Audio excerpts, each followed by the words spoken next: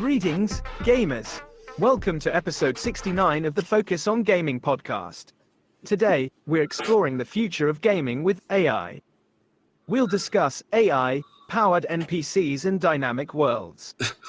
Let's dive in. Yes, let's dive in. Okay. Yeah, there's a clue about what the episode's going to be about. Yeah, just so you know, that wasn't Martin nor Duncan. That was Gemini. Did have a bit more personality than me, though. That AI.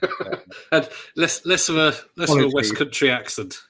Also. Yeah, you don't get the AI with Somerset accents, do you? So Somerset. maybe that's a. Well, they have introduced with Gemini voices now because it is now a male. You can have male and female, a variety of voices. But yeah. So today we're going to be using AI and chatting about AI. We'll talk about other things. We might even ask the AI what to talk about. Yeah. Although I have had little goes trying to do this, and basically it says, "Why don't you review a game?" or "Why don't you talk about classic games?" Oh God, yeah, no. So AI. Do you use AI much? Have you used? Or the modern equivalents of it? Not very low level.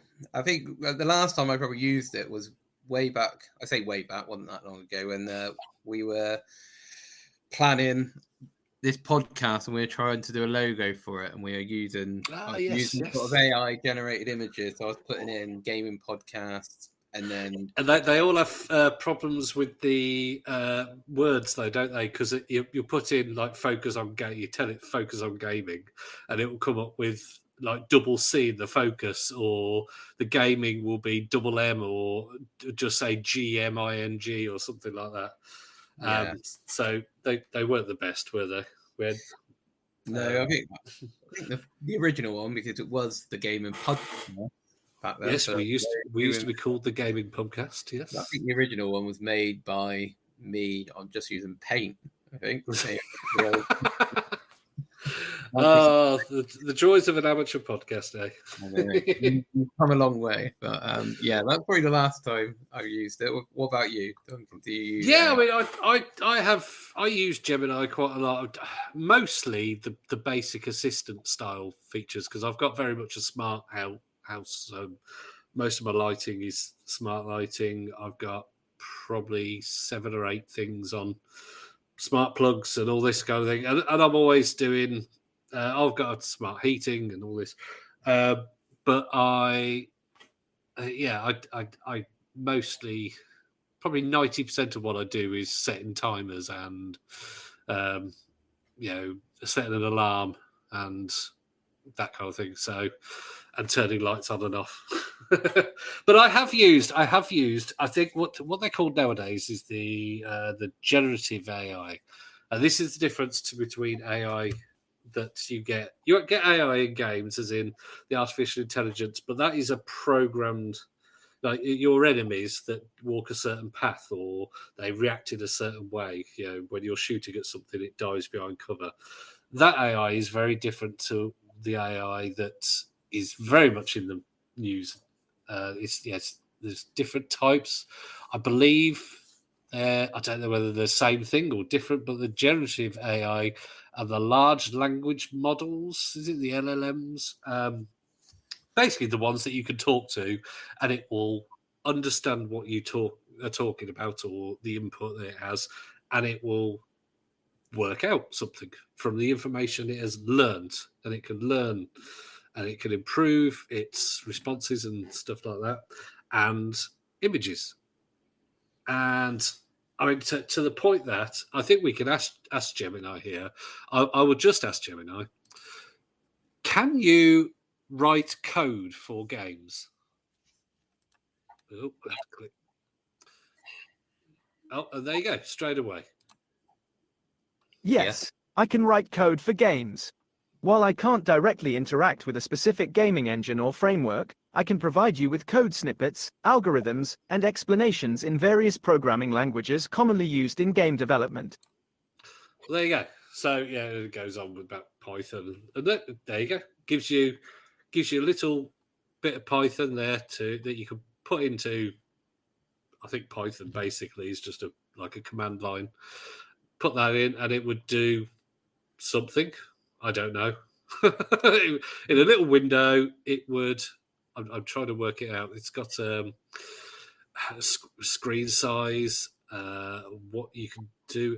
No, I have no idea what that code does. I am putting this on the video if people want to watch it on the YouTube.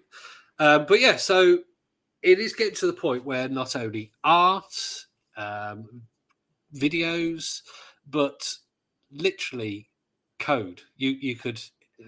I heard rumors that there is somebody releasing a, a video game specific AI that will write games that you could say, I want to play a platformer with with a sausage in a world of robots, and give it 10 minutes to generate it, and it would generate a platformer with you controlling a sausage.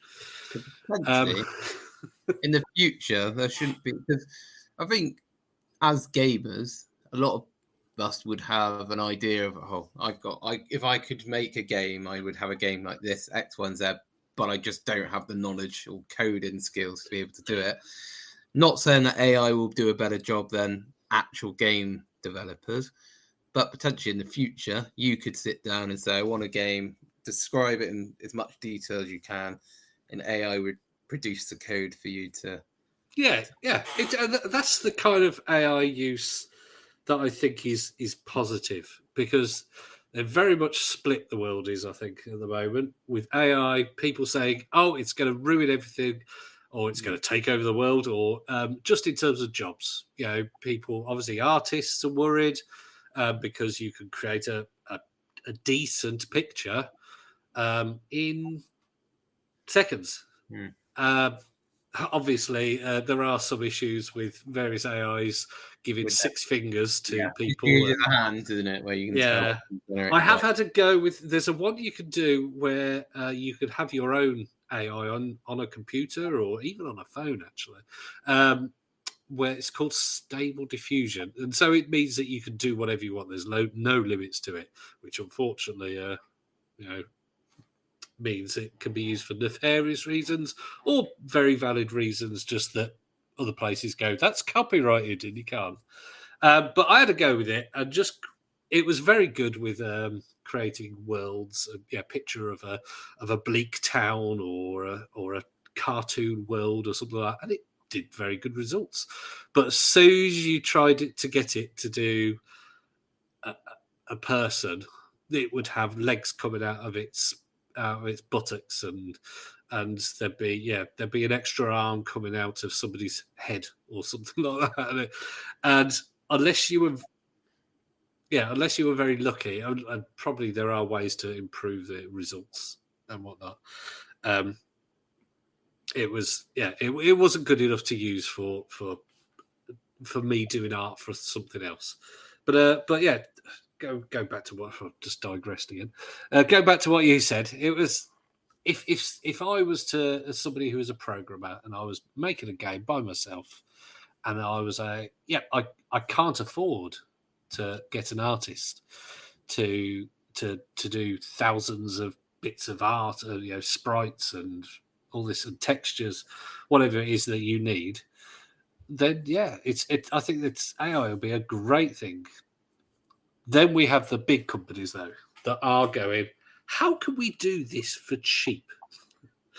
And that's where the problem lies, in the fact that you've got, for something like Grand Theft Auto 6, you've probably got hundreds of artists who Take-Two are probably telling Rockstar, is there any of that you could do with AI and just, sack 50% of the artists? And that's not good. No. At all. Yeah, I guess there is that risk, and also just the fact that a lot of these individuals would have spent years of studying to get to this point, and I don't think we're anywhere close to this happening, but potentially at some point, AI will just be able to come in and do what they can do without any sort of, without any sort of doing any sort of educational dedication of time to it. So, but I guess that's not just within the gaming industry. That'll be, but we're not. Don't want to go too much into. I think we've got to keep it ethical. I think they have. It has to be an ethical use. But and companies and shareholders. Yeah, this is the thing. There has to be ethical use. By government, it's not going to be, is it? Because they're not going to be. They're just looking at the bottom line, and that's all they're looking at. Which is unfortunate because, like we said, AI could have such a real good, a positive impact. Yeah, it doesn't have to be so negative. Yeah, it would open a lot of doors for people. Are these, not to be too doomsday about it, but are you one of these Elon Musk types who believe that if AI gets too out of control, it'll be the end of humans? No. I mean, is it, or do I get sort of jaw dropping at some of the things it could do? Like here, I mean, we asked it about the Python or the game stuff, and within seconds it's typed it, and I'm like, wow. Now somebody who knows Python might look at this and go, that's a something a 9-year-old who's learning Python would do. Okay, but I don't know that. I don't know it. And the fact that it did it in less than 10 seconds. To see what a developer would think about that. I mean, they are saying, it says at the end, feel free to ask me more detailed questions about game development, such as game mechanics, level design, graphics, sound optimization, debugging. Now, imagine, debugging. I can imagine programmers would probably love AI just going, right, I've got 10,000 lines of code, and there's a problem somewhere. I don't know what it is, and AI would be able to check over it and find it and find possible mistakes in less than 10 seconds, and where it would take some like a programmer by themselves, I don't know, hours, days to find stuff. But I mean, someone like we interviewed Bill Harbison of the Ocean Robocop art fame, and I can imagine he would probably be AI has absolutely no place. I don't. I'm not speaking for him, but he is an artist. He's a very good artist, and he probably does look at it and go, I could do that. This would take my job away from me and anybody younger than me that's trying to get into the area. So it all comes down to the ethics. I mean, I'll just do get something created by Gemini. I think it does pictures now. Create a screenshot from a video game about a sausage in a World of Robots platformer. You've got about a belt sausage. Yeah, I think I'm gonna stop that now. Hang on. Stop that. Let's try that again. There you go. Right. Now you know what you're going to ask. Create a screenshot from a video game about a robot in a world of sausages, and it's a platformer game. Again, it hasn't typed it, as you said. It says latest screenshot from a video game. I will edit that. Do you know what? Wilder. I will create a screenshot. Now, this is going to be great for an audio podcast. But we in a Wilder sausages. My goodness. Okay. Anyway, right. It's created it. There you go. I mean, now what it's created here, it's created a almost. It looks a bit like it's cartoony, like cardboard kind of robot standing on a sausage. The sausage is quite like a platformer game. Yeah, it does. It looks like it's about to jump onto that platform to the right, and it's got a big smile. It looks very Little Big Planet ish Yeah. kind of thing. Yeah, and if that was a screenshot from a game, I'd like the look of that. Yeah, give it a go. I can see merchant. If the game became popular, I reckon that robot would sell as a nice As a little- plushies everywhere. And that, yeah, so I mean that's just one screenshot and everything, but I can imagine. Can you create a texture for that robot?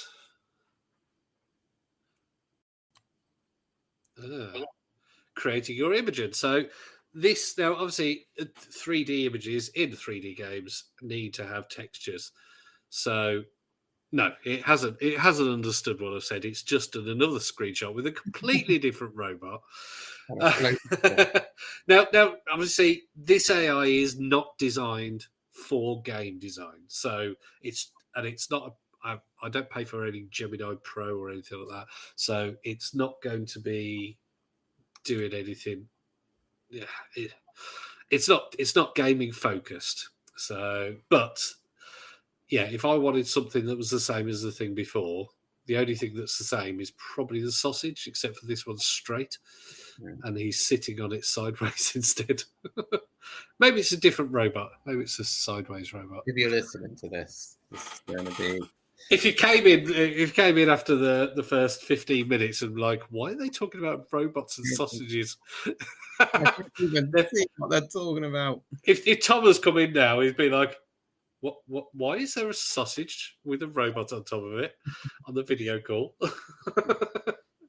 I reckon though, in the future, if AI really does take off and the majority of artwork and games are done with AI and with a little bit of human sort of involvement, I do think there'll be companies that will go against it and have full human, and then they'll use that as their selling point and say, games, non-AI games created all by, and that'll be their sort of USP, their unique selling point, won't it? In terms of, Absolutely, because people will go against it if they think you're killing the industry or whatever. I mean, it must be said, one thing that they can do quite well is introductions to podcasts. They did. So you might be out of a job there, I'm afraid, but no, we'll keep you on, Matt.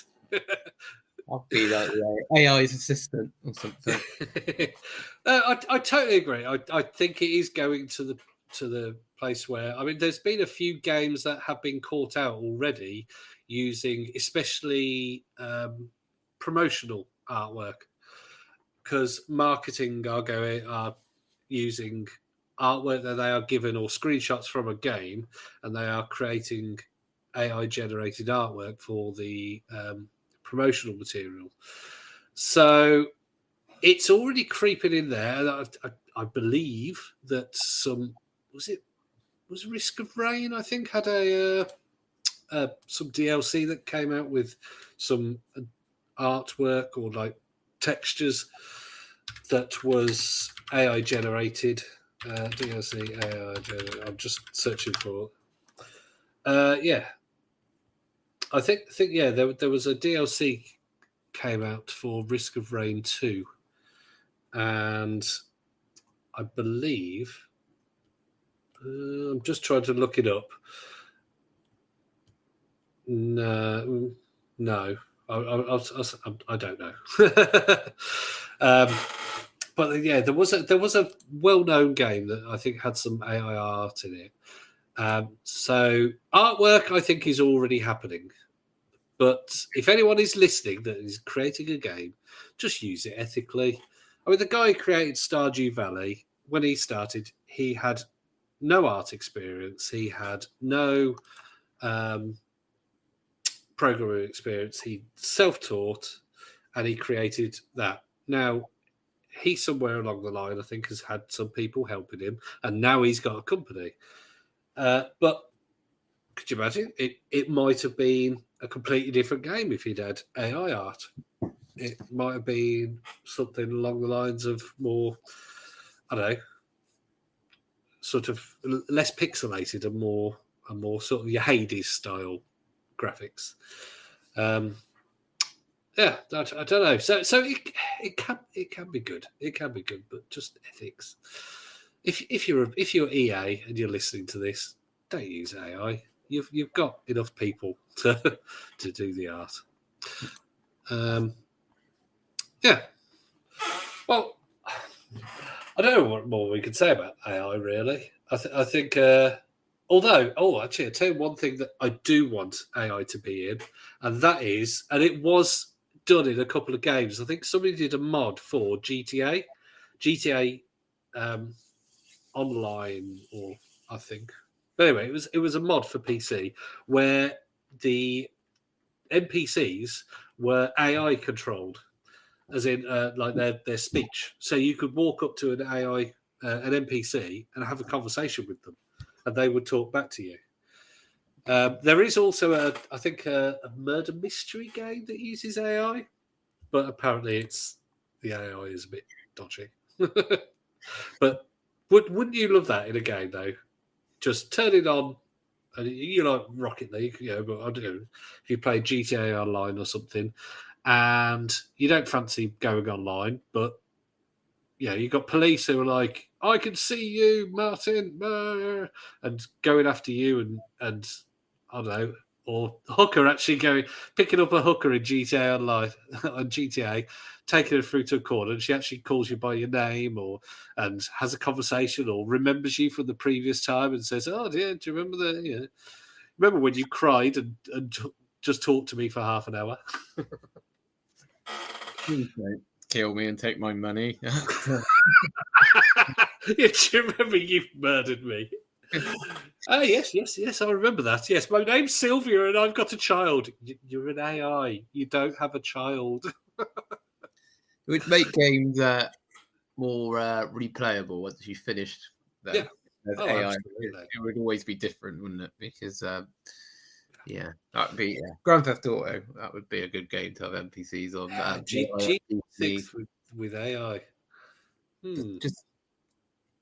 Unfortunately, I think that AI mod got shut down. I don't know who it got shut down by, whether it's Take-Two or or whether it was something to do with the AI. I don't know, but yeah, I don't think you can download it now. Whether it's available elsewhere, I don't know, but through places like Nexus Mods and such like, I don't believe it's available. What was that murder mystery AI game? It's on PC. I can't remember what it's called. Vaudeville. There you go. It's called Vaudeville. And it I've watched videos of it, and some of the conversations are quite laughable. But it's one of those ones where they're laughably good. So if you've got PC and you want to experience a murder mystery, Vaudeville, VAUDEVILLE. It's quite a funny game, but I don't think it's meant to be funny. Right, shall we ask Gemini what we should play talk about next? Yeah, let's do it. Let's do it. Right. What should we talk about next on our podcast? We've just talked about AI, and then we need another subject. Here we go. Here are a few podcast topic ideas to consider after discussing AI. Gaming-related topics. The future of gaming. Explore emerging technologies like VR, AR, and the metaverse and how they might shape the future of gaming. VR. Indie Game Spotlight. Highlight indie game developers and their unique creations. Oh, indie game spotlight. Been playing any indie games recently? No, I don't think it. I mean, it's come up with indie game spotlight, classic games revisited, gaming controversies, gaming music and sound design. Well, that's something we haven't actually done, is it? Gaming music. Yeah, we've never done. Music does add to a game, doesn't it? Yeah. Are you somebody who takes note of like the typical classical style soundtrack? Are you somebody who would go to the Albert Hall and listen to the Final Fantasy concert or something like that? No. But I do think underrated in terms of the music in a game and what it can, especially like in horror games, the music can add, or not just the music, but just the sounds in general can add to the. That's one thing I've done with scary games sometimes is turn down the music and just the Steptoe and Son soundtrack.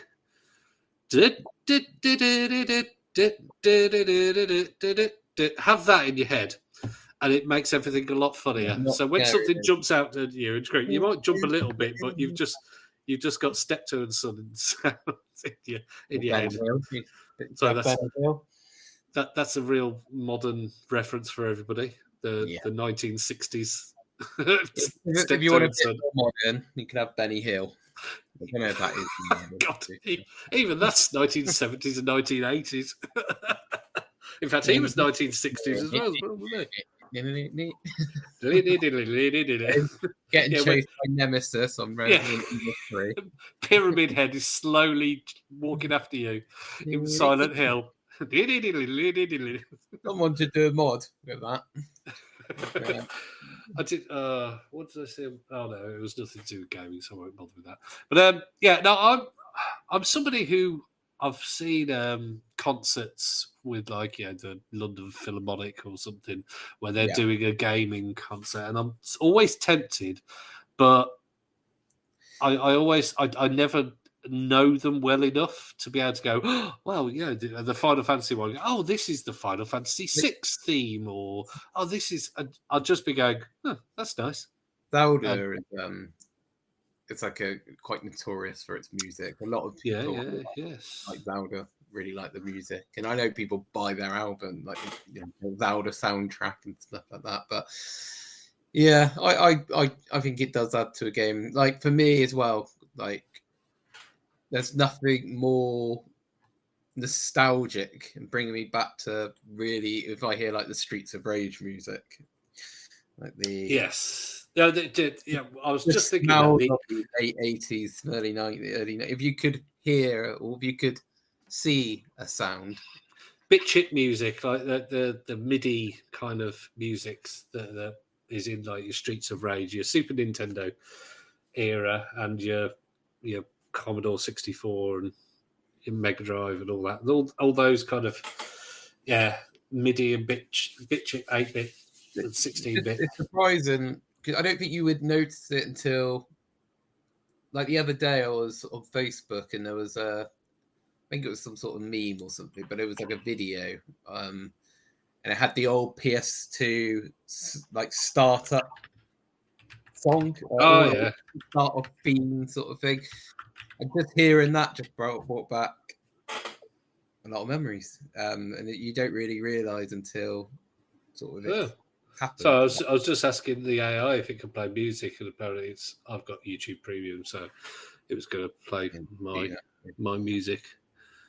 Who the hell are the ones in the top left? I mean, that's System of a Down. Yeah, I know. Is that like the Supremes or something? I don't know. Who are you listening to? I don't know. Now, the one on the right... I don't know the middle one. I don't know the right one. The only one I know is System of a Down, the bottom left. Yeah, I do listen to System of a Down. I haven't got a clue who the ones in the top left are. What's your favourite System of a Down album? What's the name of the albums? To be honest, I've only ever listened to them via MP3s and stuff, so I've never actually owned an album. All right, what's your favourite song then? System of a Down song. Chop Suey would be like the obvious one, wouldn't it? That's like the one that everyone. Yeah, I mean Chop Suey and Toxicity would be too easy. Yeah, I do like Spiders. Violent Pornography. That's one of those. Yeah. Radio.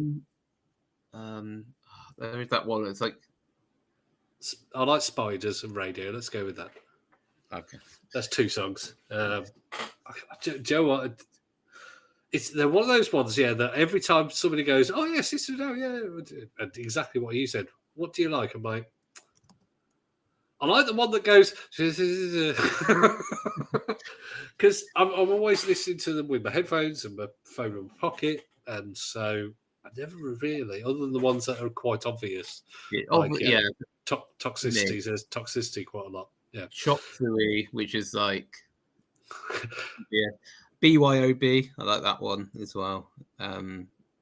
There's a T-shirt you can get about chop suey, and it's just got wake up, take up, and it just says I do not have a clue. And it just says Serge Tankian 1995 or whatever it was. I know it wasn't that long ago, I don't think. But yeah, there's a great T-shirt. I've always fancied it, but never got around to getting it. Yeah. But AI is taking us on a journey of somehow. Well, in terms of music, though, so do you prefer your Grand Theft Auto style music, where it's got actual, sort of chart music, rock music, hip hop, pop, everything, and it even has classical, as a radio station, but the sort of the general popular music. It's quite nice. Do you prefer your Zelda? I think I prefer when they have their own music, but it's quite a nice novelty when you're in the Grand Theft Auto and you put the radio on and it's a song that you know. I guess for Grand Theft Auto it does add to the game because it is trying to make you are. I prefer your rock music and everything. So recently I was playing. What was it? Was it FIFA? One of the FIFAs, and eventually I just had to go into and just turn off all the rubbish hip hop that it has in it. Oh God! So I think some of it was okay, but there was some that was just terrible. Yeah, the older FIFAs had that. Yes, Road to World Cup '98 had Song 2. Wow! As soon as you booted it up, woohoo! It was absolutely brilliant. Quite. I had a wrestling game, The Legends of Wrestling. It was on Xbox, and because it was on Xbox, you could put music on it was the original Xbox, and you could you could put that on the hard drive, couldn't you? And then you could use your own music as your walk-on music for you could create a wrestler and have that as your music. No other game. I don't know why the newer games don't. Well, they used to. I mean, with the Xbox 360, you used to be able to have your own music playing. It would put a CD in, it would rip the CD onto the hard drive, and you could just play that while you're playing any game. Original Xbox, you could do that, I think, as well. Because I remember I'd be listening to. This was back in my sort of heavy rock days, so be listening to something like System of a Down while playing Crash Bandicoot or something like that. Oh. That's quite good. Quite a good link, that one. I think they go well together. And every time it's like wake up, spinning round. I don't know, but I think if it's done well, I do like a good sort of classical soundtrack. But it has to be appropriate for the theme of the game. Something like Doom's really good for its music. I always like the Doom music. Because it goes really well with the game because you're going around just shooting monsters constantly, and you got rock music while you're doing it. So it's angry, and the game's angry, and it's perfectly done. There are superstar soundtrack makers because they're people who a lot of Japanese because they have things like Final Fantasy and the like. Oh, hang on, someone. Oh, sorry. There's a message on our video chat. I think that was you though. A while ago, yeah. Yes. So I thought Tom might be here. Sorry. So Final Fantasy and things like that. There are people who, they're very well known for being very good at what they do. So it is a talent. I think this is why in movies someone like John Williams is very famous because he does the music that's perfect for that situation. The problem with games, obviously, is that they then have to have music that quite often changes or reacts. So, for example, you'll have a very gentle music that then, like in Red Dead Redemption, let's say, you're wanted by the police, having sort of a la, da, da, da, da, kind of thing when you've got bounty hunters and marshals chasing after you shooting. But it doesn't. It changes to the kind of thing. You know, the it's sort of. March of the Bumblebees or something like that. And if they get it really right, then you will always link that song to that. So Tetris, for example, Oh yes, everyone knows. And the themes. I mean, Zelda's theme. I'm not a big Zelda player, but even I would go, "Oh, that's the Zelda theme." Like Mario, like everyone knows Mario. No, it's even my son walks around singing it sometimes. When it gets a bit serious. Yes. Oh dear.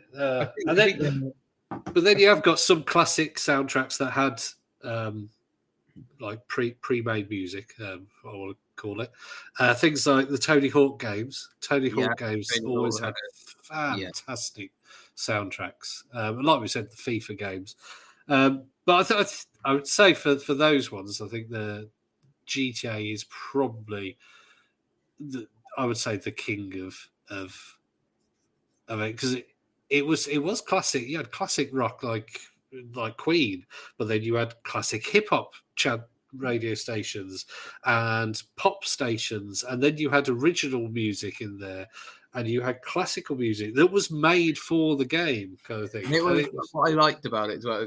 If you would carjack someone, depending on the person you were carjacking on, it would represent the person would be some little old lady's got the heavy rock one. It would be sort of like classical or something when you like take over, which was like I would see something they thought about in terms of making it quite.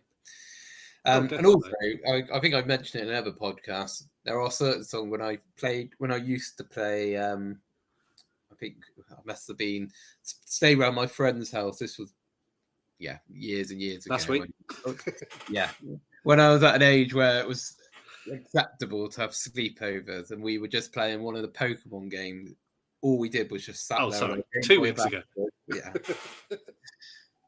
And I fell asleep, and I was like to him, I was like, "You've got your Game Boy Advance still on?" And he was like, "I don't." And I was like, "You do? I can hear this music." And he was like, "I don't." And then I was like, "Look, you just." And then he showed me, and it was off. And I was like, we've been playing it so much now. It's like just dreaming it. Head. Yeah, and it's just seemed so. So yeah, good. Well done. Why don't we ask? Let's ask Gemini what is the greatest video game soundtrack ever? Let's see what it thinks. Subjective question, but it thinks some of them. We've mentioned are Final Fantasy VII, yeah. When the train comes around the what's it called, around Midgar, and they jump off the train. That initial music is absolutely fantastic. Now, Chrono Trigger, I cannot think of any music. I'm sure it is iconic. The Legend of Zelda. I mean, the Legend of Zelda has, like we said, has a it has a classic theme. The Ocarina of Time, obviously, I can imagine a lot of it is ocarina music. Metal Gear Solid. The main thing I think about with Metal Gear Solid is the radio sound. So that bring, and then brink, and it opens up when you get seen with the exclamation mark, like bloop. Yeah, that's the one. And then Nier Automata. Now, I've only played literally about 20 minutes of that game. Apparently, a lot of the people who love it think, absolutely love that game. But I think it's like a classical Says features a stunning soundtrack with a variety of genres, including rock, electronic, and orchestral. They're all Japanese games as well. They are all Japanese games. They So maybe- yeah, like I said, it's a lot of these concerts that you can go to are Japanese games. Just trying to think of a non-Japanese game that would have a well-known. I suppose Tetris is that, but even that was brought out by Nintendo. But the music was Russian. So, yeah.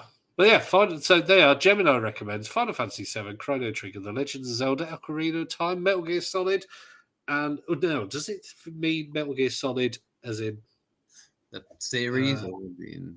Yeah, I'm assuming it means the first one on the PS1, not the previous ones on the MSX or whatever it was, because that would be an 8-bit one. And I still remember one of the things I remember from being a kid was on the Spectrum 48K. There was a game called Renegade. It's quite a well-known game, but it had I can't remember what the name of the song was, but it wasn't an original song, but it was just done really well on the Spectrum for the time. And so I just used to sit there on the title screen with that playing in the background, even though it would repeat about every minute. So I'd load this game up and then sort of just sit there with this din or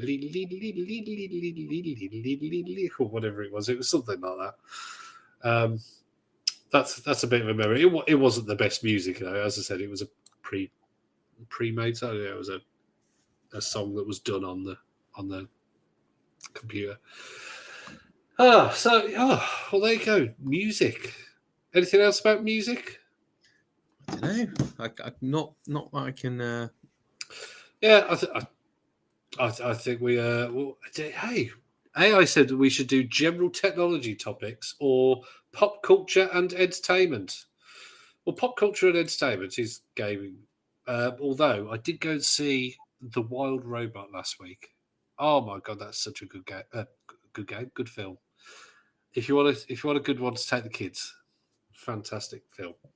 I mean, obviously, it is available via nefarious means if anybody does want to watch it. So I think it will be available to download or rent soon, hopefully. But yeah, such a good film. Have you heard of that film? No, I just googled it while you were. Yeah, it's basically a robot that lands. You don't know where it is. They just refer to it as their island, and it's washed off a boat or crashed on there or something.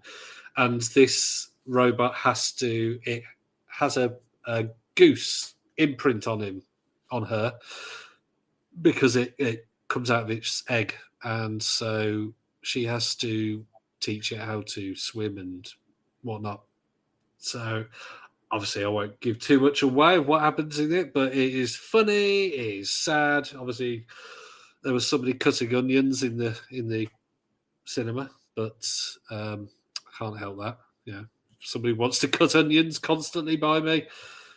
Who am I to stop them? But yeah, it's easily one of the best animations I've seen for years, absolute years. And yeah, and so now since I've come back, my boy's like, "Is it available to watch? Is it available to watch? Can we watch it? Can we watch it, Daddy? Can we watch it?" And I'm like, "You watched it 2 days ago. I'm sure you can wait a bit." But And yeah. your emotions can't take it another. Oh no, just when sad bits happen, but there was one sad bit that doesn't happen, and I was expecting. I turned to my wife and I was like, "I'm pretty sure that blah blah blah blah, blah was going to happen because of what they were showing," and it didn't. So I was thankful, because that would have. I mean, somebody would have been cutting a lot of onions near me if that happened. So glad for your sake. Yeah. I'm a 46-year-old man that's comfortable with his emotions. But somebody kids stop cutting onions. Celebrated. Not yeah. I can't remember the last. I can't remember the last film I cried at. So But No, well, you've only got was 3 kids now, isn't it? No, 2 kids. You've 3. got 3 kids, haven't you? Of course, yeah. You've got the 2, but yeah. So you've got 3 kids. So you need to have that, because that would have them make you more of a in touch with your emotions. That's what happened with me. So as soon as I became a parent, I'm like, Bambi died. Bambi's mom died, even kind of thing. That I was before I had a kid. I used to be able to play horror games. I used to be able to watch, Bambi's mom being shot and laugh, and then I had a kid, and that was it. Just completely ruined my ability to not do those things. What can you do? Yeah, not like I don't get. I just stop myself because I'm like, I will laugh rather than cry. If I'm laughing, then it means it's not that I find it funny. It's because I laugh or I'm gonna cry. So any games that you've ever cried to? don't think so. No, No. more films that.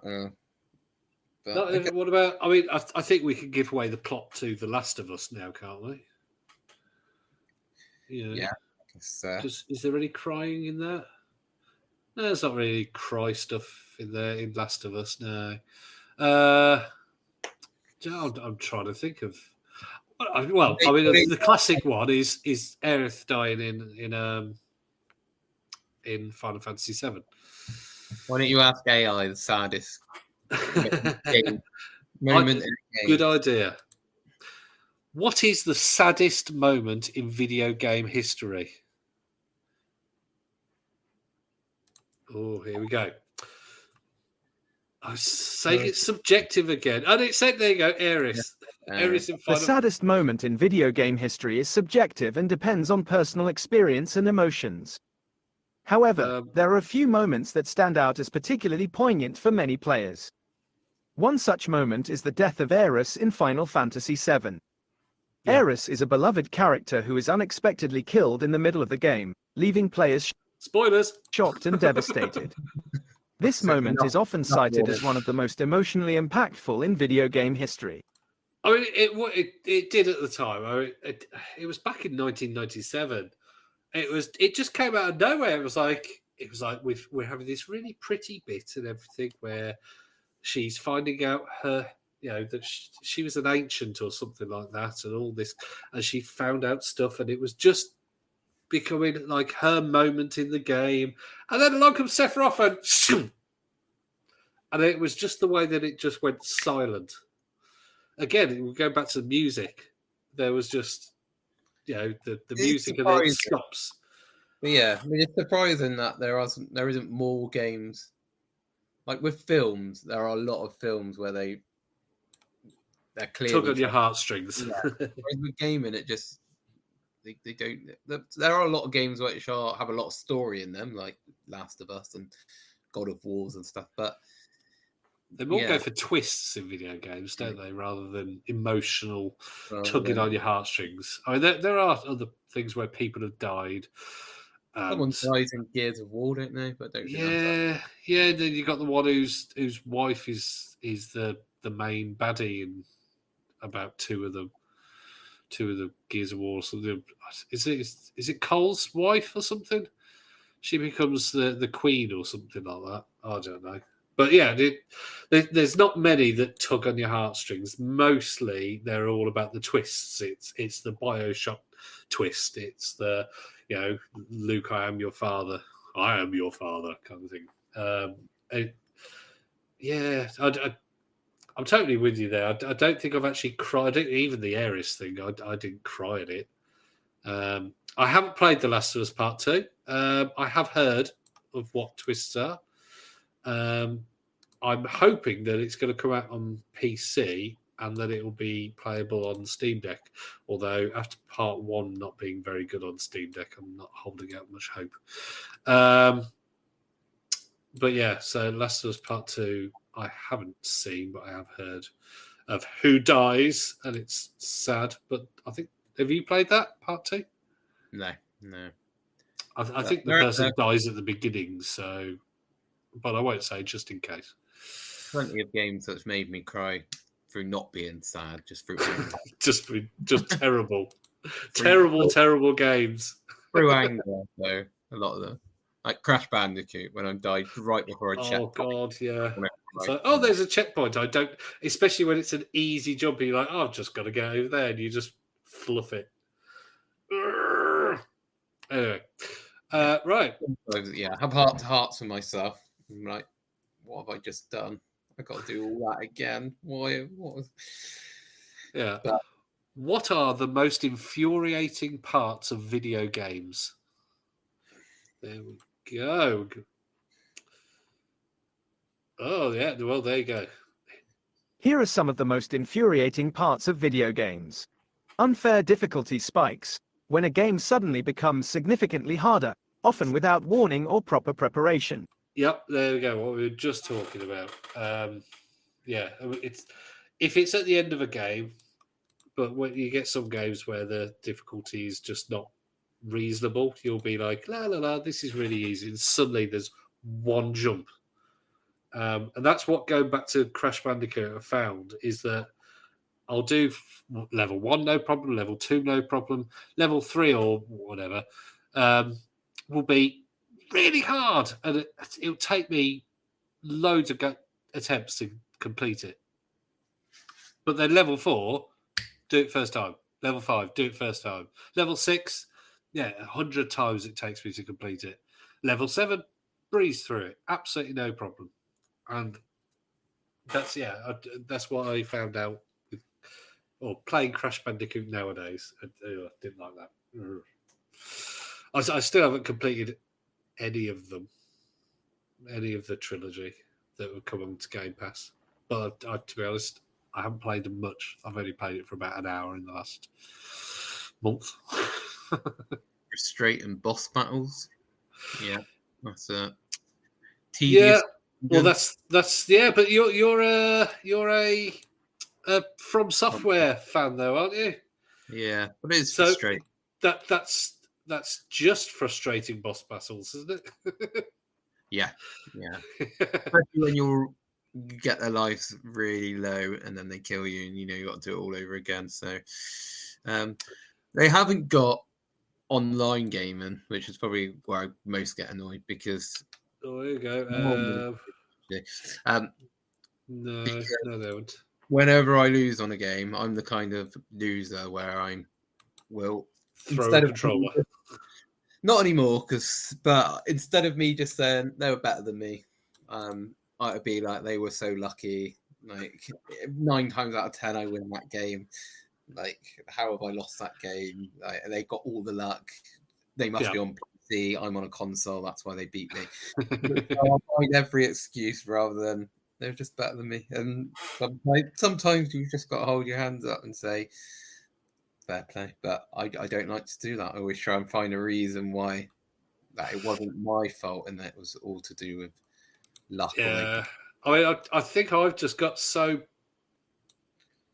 I won't say I'm bad at video games, but I'm certainly. I mean, I would be somebody that would not be great at Call of Duty if I played multiplayer.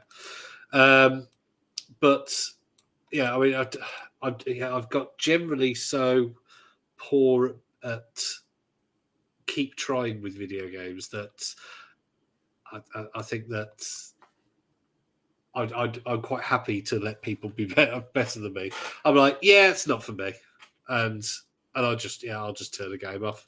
But that's it because of Game Pass. That's made it so much easier because you're like, I haven't bought this game. Yeah. You can just move on to that. Actually, I think before we go, maybe we should ask AI what we should play on Game Pass, and then there we go. Because this is, of course, Gemini and not Copilot. They'll promote something. What games should I play next on Game Pass? Right, here we go. Here are a few suggestions for games you could play next on Game Pass, depending on your preferences. For single-player story-driven experiences. I've pretty much completed or played most of these. Starfield, a massive open-world RPG set in space. Have you been playing that at all anymore? I haven't played it for a while. But yeah, I do plan on. Senua What about this Saga, one? Hellblade Senua's 2, Saga. a visually stunning and emotionally charged action-adventure game. Short, but like it says, visually stunning. Highly recommend to play it. It ain't a great action game, and it isn't a very long game. It's not a particularly hard game, but just for how stunningly amazing it is. The visuals. Yeah, it's visually stunning, and it is a good game. It's just not. It's not a 10 out of 10. It's a 10 out of 10 for graphics and a 7 out of 10 for the game. So make that as you would. Is that an 8 out of 10 overall, 7 out of 10 overall, or 10 out of 10 overall? It's up to you. Earth. Pentiment, a narrative-driven role-playing game set in 16th century Bavaria. It's funny, that game. It's got some funny bits in it. It's a murder mystery. It's good. But I played it. I was a little bit bored because it was walking from place to place to place to place to talk to somebody, kind of thing. But it's got a great graphical style. Now this next one. Cocoon, a puzzle adventure game with a unique art style and challenging puzzles. Yes, very challenging. It starts off, you're like, oh my God, this is amazing. It's really clever. And it is fantastically clever. It's the one where you have worlds and you can go out of that world and there's another world and you can take that world inside the other world and then that world, you can take that world out and then get the other world and go inside that one. Yeah, it's weird to explain it, but very clever. It gets very hard though, some of the puzzles. I struggled to do later levels without a walkthrough. For multiplayer fun, Diablo IV, a classic dungeon crawler with intense action and a dark fantasy setting. Here we go. Yes, you bought this one, didn't you? I did. And have you touched it in the last year? I haven't. I bought it, played it on the PlayStation 5. I know I could have it because it's cross-platform, isn't it? Or cross-play. So I could. I believe so. Yes. Yeah. Yeah, because I think it's linked to your account, so I could just go on it and have all my. But I just haven't. But yeah, I think you would on the episode where I reviewed it on the Game Pass. I think you said it was very grey. It was just grey and boring. I've never understood Diablo, because I'm not somebody who just will sit there clicking and trying to get the better loot. I want a story, and the stories are right. I'm in Diablo 3. I bought it when it was cheap. Did the story once and was like, that's all right. If I'd paid 60 quid for it, I'd have been really annoyed though. But each to their own. If you like loot hunting, Diablos are great. Now, our next one's a good one. If for multiplayer, Sea of Thieves, a pirate adventure game with cooperative gameplay and exploration. Minecraft, a sandbox game with endless possibilities for creativity and exploration.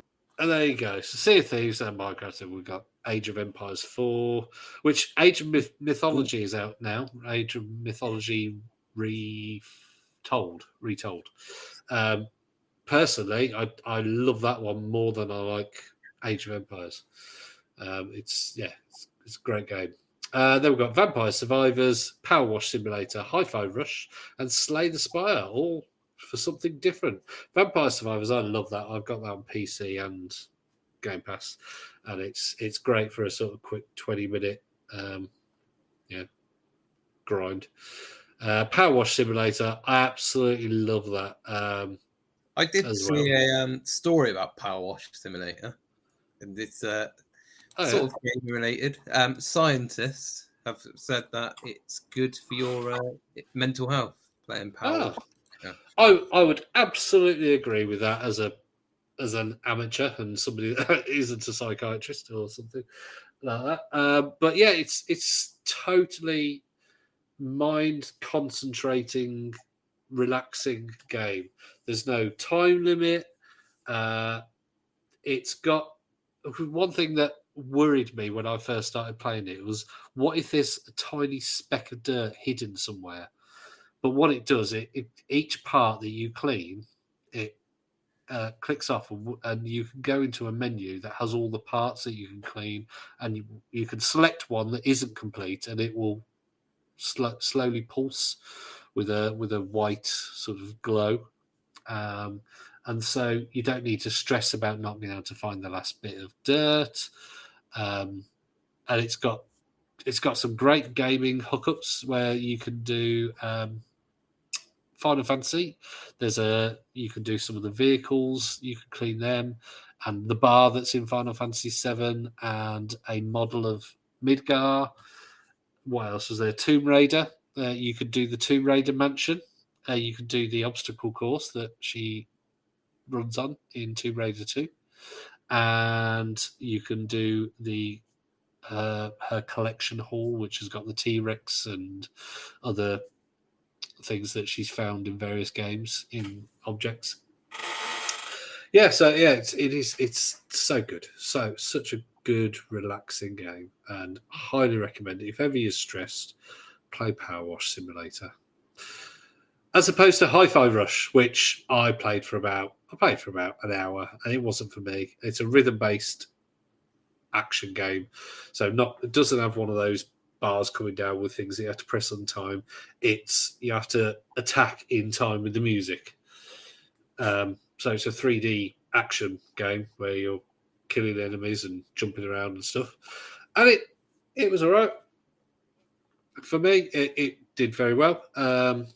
Didn't save Tango Gameworks from being closed down. They did, however, get rescued by, I can't remember who it was that bought them out now. Crafton, who make PUBG, bought them out from Microsoft, basically, who shut them down. So there may be a Hi-Fi Rush 2 if they own the IP, which I think they probably do. The Slay the Spire is deck building. Do you like deck building games? I don't mind it. Like I that would be more depth. I like the Pokemon trading card game. I currently playing a Pokemon trading game on my phone. So yeah. I've been trying to do the Pokemon Sleep, but I've got a smartwatch, and I'll go to sleep and wake up the next day, open Pokemon Sleep, and it goes, "You've got no sleep data." Oh yeah, it's on my watch. And I'll go into Fitbit, the Fitbit app, and it'll be like, "There's my sleep data." And so, yeah, I'm a bit annoyed. Probably won't be playing that much. But the card game, a lot of the card games that are literally cards that you've got in a hand, I just like. yeah, why not play a fucking card game? I wouldn't probably get a card game, which I don't. The reason I like the Pokemon one is because I like Pokemon. So I could go out and buy actual packs, but it's a lot cheaper just to do it on my phone. And it's you still get it's not as exciting as opening an actual pack as a child and seeing what you got on it. But you do get a little bit of it's like opening packs on Ultimate Team on FIFA or whatever. Yeah. That's probably more exciting than the actual game. It's just getting that pack if you're going to get like a certain player or whatever. So that's like what I quite like it for. I don't really do many. I do some battles on it just because you need to really to get your XP up, but it's more just I like going in and opening packs and seeing if I can get certain cards. Well, one of the big hits on Steam at the moment is the trading card game shop simulator. You literally open up a shop where you sell the trading cards to people, and you can open them yourself. So it's got the whole simulator thing, and it's got the trading card game part of it as well. So it's just dopamine heaven, I think, for a lot of people. The market, yeah. I mean, I've seen advertised Magic the Gathering. I used to collect Magic cards when I was younger as well. So Or Oh, maybe it's possibly something I'd look at in real life, but I think I've lost a lot of my ability to be strategic. I'm very much a Leroy Jenkins nowadays, because my brain power is elsewhere. I collected them all when I was young. Like Pokemon, then I went on to Magic, and then I went on to Yu-Gi-Oh. Then I got to an age where they weren't cool. Weren't cool anymore. It was never really that cool. Well, yeah, I'll show my age. I was collecting the Beano sticker book when I was little. I think the Beano's still going in some form or another, but yeah, I collected. I think about 2 or 3 times I collected the Beano sticker album. Yeah, when there was the other boys in the class would have the Premier League Panini. Yeah, I used to collect stickers. Yeah, but no, I had the Panini Beano collection. Right. Well, yeah, we've been nattering. Thank you, AI, and thank you, Martin. More. In case the AI doesn't say it, like and subscribe, and maybe we could ask the AI to do a. I was going to ask the AI to close it down, but so go to focusongaming.co.uk for all of our episodes. Leave us a review and subscribe. And on that note, can you close our podcast about video games, please?